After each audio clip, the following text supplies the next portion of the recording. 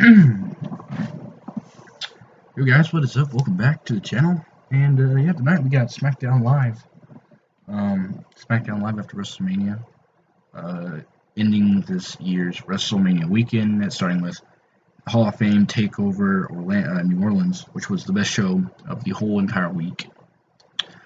And then WrestleMania 34 itself, which I talked about, which was Then the Raw after WrestleMania, which was last night, I talked about that as well. And then tonight we got SmackDown Live to end it all. And yeah, let's just see what they let's talk about what they did. Now, before we get into this, I actually enjoyed this show more than I enjoyed Monday Night Raw, which is strange for me to say. Now, yes, there was a few parts. There's a major story on the show, and how am I getting into it? As you can see by the title, with AJ Styles and Daniel Bryan fighting. But you know, it's a pretty good show. And so let's get into this. SmackDown Live started off with Paige as the new general manager of SmackDown Live. So Shane McMahon comes out and talks about how Daniel Bryan is going to be a full-time WWE superstar, and that we are going to get a new general manager. And everyone was saying Hulk Hogan or some other Hall of Famer. I would like to see Edge and Christian. I think it'd be cool to see, Edge and Christian do the general manager spot. But out comes Paige as the new general manager to this, and this was great because the crowd actually enjoyed it. They're actually chanting it. This is your house again, in the same arena. And yeah, I think it's good to see her as a general manager, switch up things around here, and gives her a role in WWE instead of having her out on the sidelines and being like, the leader of Absolution, which is absolutely terrible. So Absolution no more, so that's good. So now Mandy Rose and Sonya Deville actually get to go out and make their own name for themselves and actually have an entrance. Give them ideas of what to do. So AJ, or not Paige, or oh my gosh, I can't even do it. AJ and Paige, Paige says we're gonna make a match tonight about Daniel Bryan. Who's Daniel Bryan gonna fight? Crowd starts chanting Rusev Day, and then the crowd starts chanting AJ Styles, and that is what we get. We get AJ freaking Styles versus Daniel Bryan tonight on SmackDown Live, which. I'll just get into it when we get there. The Usos versus New Day SmackDown Live Tag Team Championship #1 contender match. I was kind of confused because the Bludgeon Brothers beat the Usos and New Day at WrestleMania. The Usos were champion. It's good the Usos get a rematch already, but they got to fight the New Day for it. But the match was pretty good. Usos still won, but I don't know why they had to do a match for it. But the Usos win, and they are going to. I don't know if it's going to be at the Greatest Royal Rumble. I bet it is. So we're going to see Bludgeon Brothers and the Usos at the Greatest Royal Rumble event in Saudi Arabia. Like I said, great match, or it was a pretty good match for the two. Naomi, she won the Women's Battle Royal. Who cares, really? Who cares? She takes on Natalya tonight. I don't know, if they're going to be pushing Naomi up. What I want to see is Naomi get sent to Raw just to, switch it up, because she's been on SmackDown Live ever since. They did the draft, I believe. I don't think she was ever on Raw. She versus Natalya here tonight, and it was alright. Natalya wins. I don't know what they're gonna be doing with Naomi, but maybe she'll be, because here's what I think is gonna happen too. I feel like, which I think they should move Sasha Banks over to SmackDown Live, Naomi over SmackDown, or over to Raw, Charlotte over to Raw, and then someone else from Raw to come over to SmackDown Live. Just switch up the brands. I think Becky Lynch needs to go to Raw as well. Maybe send Sasha Banks over to SmackDown Live, of course. And maybe Asuka. I don't know about Asuka going. I guess Asuka's staying on Raw anyway. But that's how that ended up. Charlotte Flair. I don't want to really talk about it that much, but the streak broken. But this just makes me more angry about how the streak got ended, because tonight Charlotte comes out about how she talked, she beat Asuka. Now she's gonna find out who her next opponent is gonna be. Well, here comes the iconic duo. You know, we got Peyton Royce, which, you know, we got Peyton Royce and what's the other one? Oh yeah, crap. Oh yeah, Billy Kay. So Peyton Royce and Billy Kay come out, and they just attack, and they just destroy Charlotte, sending her onto the mat, destroying her. After that, I'm glad they're here. Don't get me wrong, I'm glad they're here. This was actually weird because they were the only NXT call up tonight. Now I don't know if they're saving Andrade Cien Almas for for the Superstar Shakeup. I think so, or maybe sending or Sandy waiting too. But Billy Kay and Peyton Royce were great. I liked it. But the thing that I didn't like about this is because Carmella cashed in her Money in the Bank briefcase, and she won. She hit Charlotte with the super kick after she cashed it in and won the SmackDown Live Women's Championship. Now, here's what makes me mad, because now Charlotte beat Asuka. The streak's over, and you have Charlotte lose 2 nights later. I mean, you could have done this at WrestleMania, because if you did it at WrestleMania, everybody wins. Carmella gets a WrestleMania moment. Great.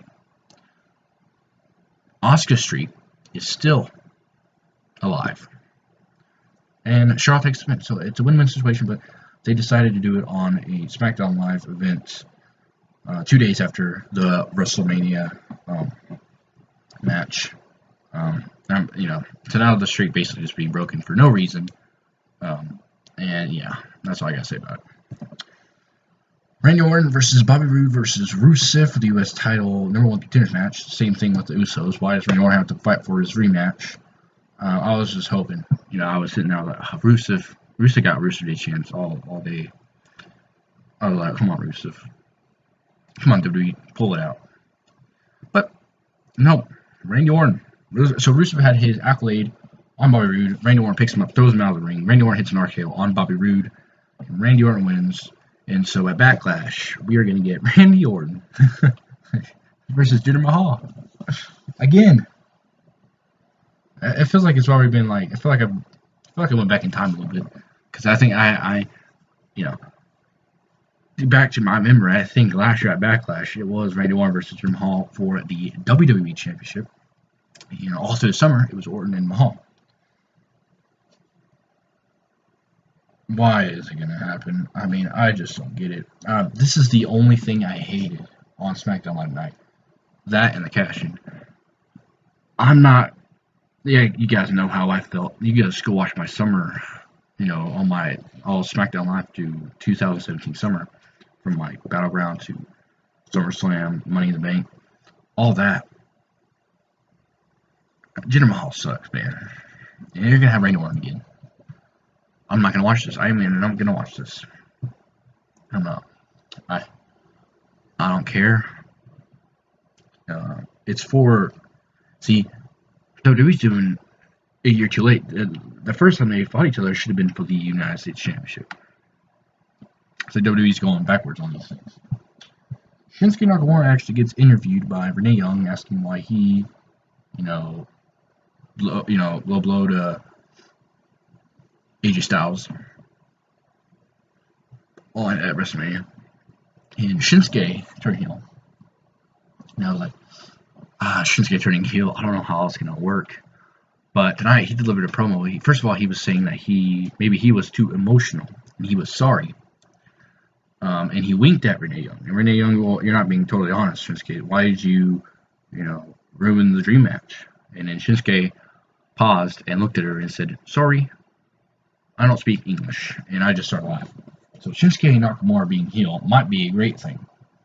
Because if he's going to be giving promos like that, I just can't wait. That made me, you guys go watch it yourself. That made me laugh. That was probably the funniest thing I've seen SmackDown Live in a while. Shinsuke, I don't speak English. So that was what we got there. And then we have the dream, the fantasy dream, whatever, the biggest match that I've been thinking about for years. AJ Styles versus Daniel Bryan. Which I don't know why this is happening on a SmackDown Live show. And this is a fantasy match that could be at Saudi Arabia, at SummerSlam, at WrestleMania 35, WrestleMania, in a big event, 60,000 people inside to watch AJ Styles versus Daniel Bryan. And they do it here tonight on SmackDown Live. Daniel Bryan's first match back, he takes on the WWE Champion. Now, granted, Daniel Bryan needs to get back in the WWE Championship spot because he never lost the championship. But I would like to see this happen at, build up to a big match. They just did it on here. I mean, the match was great. I mean, the match wasn't like the best. They could have done like a whole lot better. But the match, I actually enjoyed a little bit more than the Shinsuke Nakamura match. But this was a big match, and it was on like the last 15 minutes, and we got 7 minutes of actual match and like commercial breaks after commercial break. So only like 6 minutes of actually watching this matchup, which is not what I call great. Daniel Bryan, nice reversals from the Styles Clash to the Yes Lock. He hit that on AJ Styles. Styles got the foot on the rope.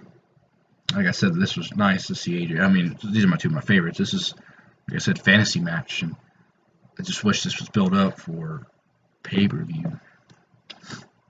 But the match, there's no winner because Shinsuke Nakamura comes out and attacks Daniel Bryan. He hits a King Slash on him, the back of the head, and then he takes out AJ Styles, does 2 more low blows, and walks out of the ring.